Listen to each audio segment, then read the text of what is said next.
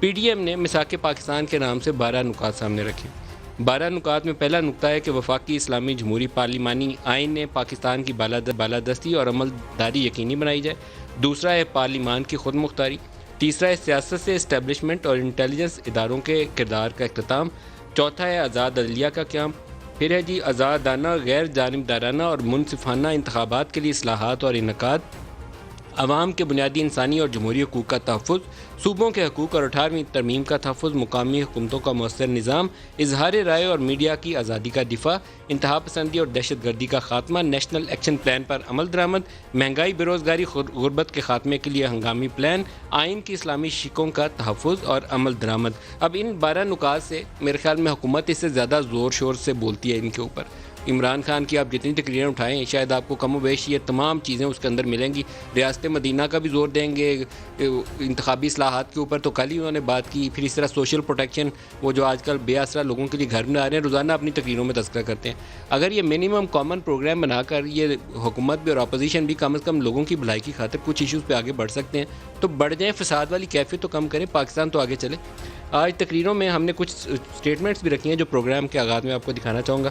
پہلے تو prime minister کا ہی بیان کہ انہوں نے اکانومی کے حوالے سے آج کیا کہا ہے، پھر مریم کی بھی سٹیٹمنٹس دکھاتے ہیں، دکھائیے گا۔ یہ اب آپ کے پاس ایسی گورنمنٹ آئی ہے جس کا کام ہے آپ کے مسئلے حل کرنا۔ ایک آپ روزگار لوگوں کو دیں گے، جو اس وقت پاکستان کے انڈیکیٹرز ہیں، ہماری جو اکانومی چلنی شروع ہو گئی ہے، کنسٹرکشن انڈسٹری چل پڑی ہے اور اس کے ساتھ 30 اور انڈسٹریز جو ریلیٹڈ ہیں ان کے اندر کام شروع ہو گیا ہے۔ اب پرائم منسٹر کا سٹیٹمنٹ بہت اہم ہے، لیکن پرائم منسٹر جو انسینٹیو اس وقت کنسٹرکشن کو دے رہے ہیں، کنسٹرکشن میں ایک ببل کریٹ ہو گئی ہے۔ وہی انسینٹیو ٹیکس ایگزمپشن، نو کوسچن آسک، وہ آپ ٹیکسٹائل سیکٹر کو دے دیں، وہ آئی ٹی سیکٹر کو دے دیں، وہ آپ فارماسیوٹیکل دے دیں۔ ویکسین جو دنیا میں بنی ہے، پاکستان میں کوئی ویکسین نہیں بنتی۔ فلو ویکسین بھی ہم انڈیا سے اور دوسرے ممالک سے منگواتے ہیں۔ تو آپ بڑے بڑے انڈسٹریز کو بلوائیں، انہیں کہیں لگاؤ پیسہ، انڈسٹری لگاؤ، گرین فیلڈ پروجیکٹس لگاؤ، نہیں پوچھیں گے کہ پیسہ کہاں سے لیا ہے، پیسہ لگائیں گے لوگ۔ مریم نواز نے جلسوں میں آج کیا سوالات اٹھائے، گلگت بلتستان الیکشن چوری ہونے کے حوالے سے دکھائے گا۔ الیکشنز کو چوری کرنے کے باوجود ساری ایجنسیز کے نمائندے کئی ماہ تک گلگت بلتستان کے اندر بٹھانے کے باوجود آج اس کو کتنی سیٹیں ملی؟ صرف 8۔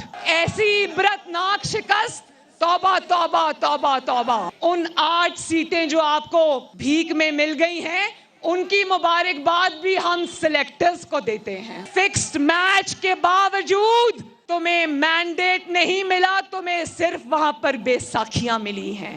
دوسرا ان کا سٹیٹمنٹ جو ہے وہ زیادہ جاندار اور کہنا چاہیے کہ چیلنج کرنے والا ہے، وہ اسلام آباد کی طرف مارچ کی دھمکی دے رہی ہیں، دکھائیے گا جی وہ۔ جب تم سے جواب پوچھا جاتا ہے تو کہتے ہو میں اور ادارے ایک پیج کے اوپر ہیں۔ جو تم کو لے کر آئے ہیں اس ناکامی کے ذمہ دار تم سے زیادہ وہ ہیں۔ لوگ تو تمہیں اس قابل بھی نہیں سمجھتے عمران خان کہ ناکامی کا ذمہ دار بھی لوگ تم کو قرار دیں۔ جو انسان ایک یونین کاؤنسل بھی چلانے کے قابل نہیں تھا، اس کو 22 کروڑ عوام کے ملک کی ذمہ داری دے دی۔ دیکھو میرے بھائیوں کتنی بڑی زیادتی کر دی۔ اس حکومت کو آخری دھکا لگانے کے لیے آپ کی بہن اور بیٹی کو اسلام آباد جانا پڑا تو مسلم لیگ نون اور پاکستان کا جھنڈا اٹھا کے نکلو گے اپنی بہن کے ساتھ۔